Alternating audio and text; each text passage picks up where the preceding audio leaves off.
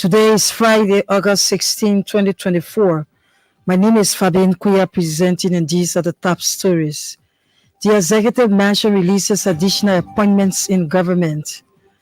Liberia and China recommit to infrastructure development as they break grounds for the construction of radio and television broadcast complex for the Liberia Broadcasting System.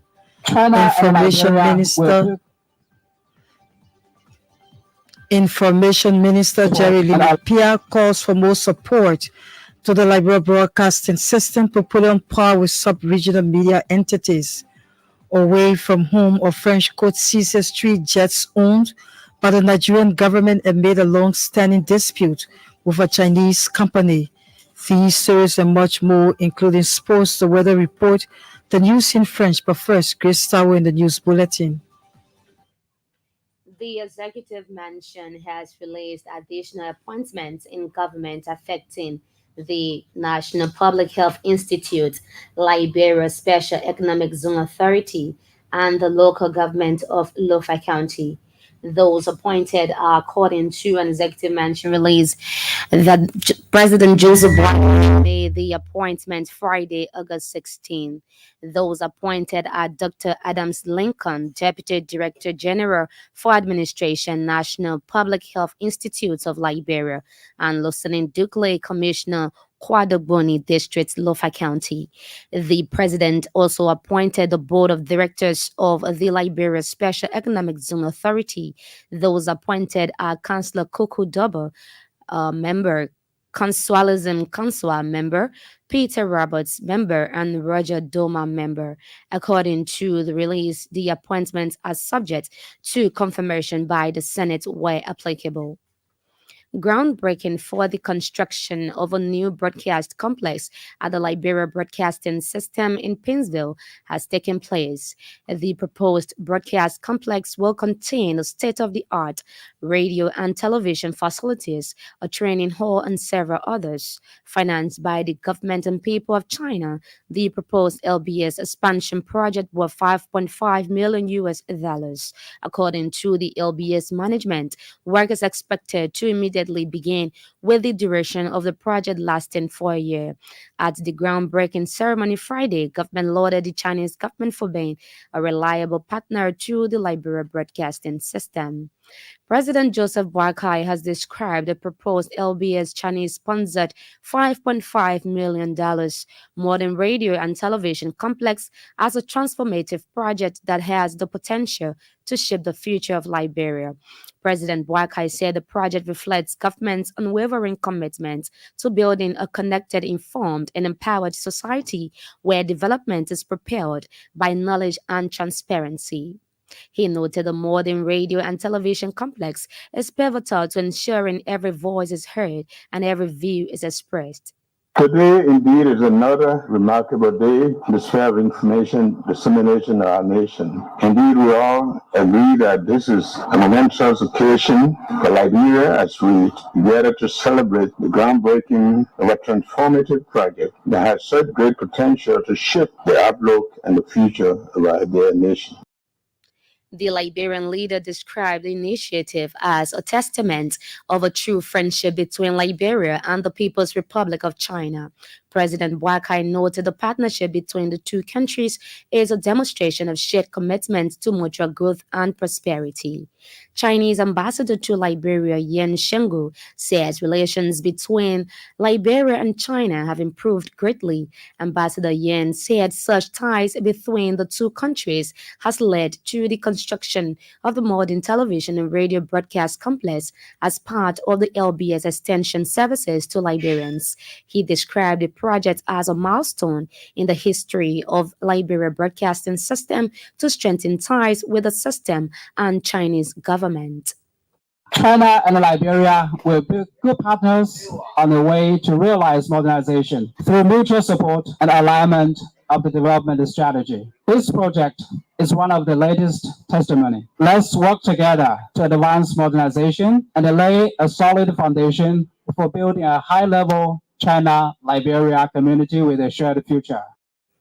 Ambassador Yin said the Chinese government will work closely with LBS management to standardize its services to Liberians through its programs, television, and news content, among others. The Chinese ambassador spoke Friday in Pinsville at the groundbreaking ceremony for the construction of a modern television and radio broadcast complex. At the same time, LBS Director General Eugene Fagon has hailed the Chinese government for contributing to the development of Liberia. Mr. Fagon recounted the Chinese government's assistance in the area of infrastructure that has led to the construction of meaningful projects across the country. He named the construction of the Jackson Dole Memorial Hospital in Nimba County, the Ellen Johnson Sirleaf Ministerial Complex, Health Ministry in Congo Town, and the Samuel Canyon Dole Sports Complex in Painesville, among others. Mr. Fagon said besides these huge infrastructures, the Chinese government has again embarked on the construction of a modern television and radio broadcast complex at LBS, something he said is commendable. The most modern ministerial complex housing 6 government ministries was built by the Chinese. The most modern capital building extension built by the Chinese. And of course, the modern STD's post complex was also built by the Chinese. Yes, I can continue to choose to go on and on and on. However, I never thought I would be given the opportunity to break grounds alongside the President and the Ambassador of China for yet again another modern infrastructure. Speaking Friday at the official groundbreaking ceremony, the LBS Director General, however, appealed to the Chinese government for training opportunities to adequately prepare staffers of the system to effectively run the television and radio complex when completed. Information Minister Jeremy Pierre has called for increased financial resource mobilization to support the Liberia broadcasting system.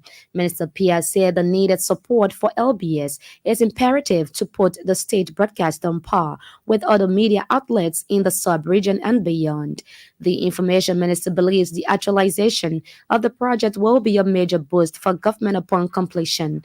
Minister Pierre made the call Friday during befitting that program, befitting the official groundbreaking ceremony for the expansion of radio and television expansion project on the compound of the Liberia broadcasting system. Minister Pia also hailed the Chinese government for the partnership and expressed optimism that both parties will accrue mutual benefits. Senate Committee Chair on Information and Broadcasting, Senator Abraham Darius Delon, has proposed the amendment of the decree establishing the Liberia Broadcasting System. In 1980, the military regime under the People's Redemption Council (PRC) established the Liberia Broadcasting System, but Senator Dillon said the repeal of the PRC's decree will transform the station to become what he calls the People's Radio. The Montserrado County Senator also challenged staffers of the national broadcaster to exercise professionalism characterized by accurate, balanced, and credible reportage. Senator Dillon called on state institutions to prioritize ELBC as conduit for information dissemination from governments to the people. The Montserrado County Senator made the remarks Friday at program marking the official groundbreaking for the construction of new LBS radio and television complex in Pennsville. The national leadership of the North Central Alliance (NCA) has praised Civil Service Agency for its ongoing reform measures under the stewardship of its Director General Josiah Jokai. The North Central Alliance in release said reform measures initiated by Director General Jokai are intended to build a workforce driven by what it calls merit and equal work and equal pay. The release also quotes the national president of North Central Alliance, Alison Bako, as urging the Civil Service Agency to remain undeterred in the enforcement processes of its employee status regularization project, consistent with existing laws of the Republic. The civil society group also called on government institutions and their employees to embrace the CSA's ongoing reform measures with the aim of promoting public sector transparency and accountability. Meanwhile, the North Central Alliance is calling on the public not to politicize the exercise for the ultimate goal of enhancing efficiency and effectiveness in public service. Veteran Liberian journalist Jonathan Pelele wants government ministries and agencies, including private entities, to support LBS when its modern television and radio broadcast complex commence full operations. Mr. Pelele said the use of LBS modern facilities by the various entities will help the system generate funds to disseminate information to the public. He said besides, it will reduce the huge sum of money spent by various government ministries and agencies to send people out on awareness campaigns. Mr. Pelele spoke Friday at the official groundbreaking ceremony of a modern television and radio broadcast complex for the Liberia Broadcasting System in Pinsville. The veteran Liberian journalist also called on government to support LBS as the groundbreaking ceremony is a turning point in the broadcast age of the system.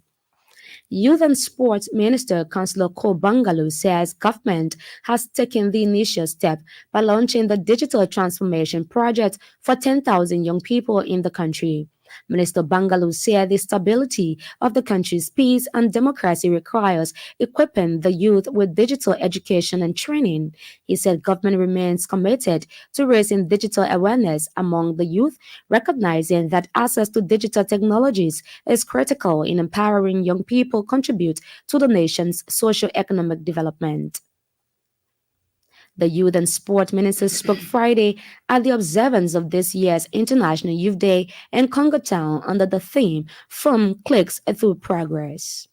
Meanwhile, UNFPA Deputy Country Representative to Liberia, Adelna Padmodusa, says the UN recognizes the transformational role of digital technology in empowering young people to drive economic growth. Mr. Padmodusa said, in an era where technology is rapidly evolving, it is necessary to equip young people with the necessary skills and knowledge to navigate and leverage digital platforms safely and effectively. He said the theme for this year's International Youth Day encouraged nations to support young people to transition their digital engagement to tangible outcomes for national development. The UNFPA Deputy Country Representative was speaking Friday in observance of the 2024 International Youth Day jointly organized by the UN and Youth and Sports Ministry. And Montserrat County Superintendent Rory Bryant has urged heads of local government to be committed and work in line with the Liberian Constitution. Superintendent Bryant said the role of local government officials is to foster peace and unity among the people in their respective cities and townships. He also wants city mayors and township commissioners to foster development in line with government's arrest agenda. Superintendent Bryant is at the same time calling on residents of the township and cities to work with their local leaders for the development of their areas. He spoke Friday at the induction of local government officials at the Morovia City Corporation.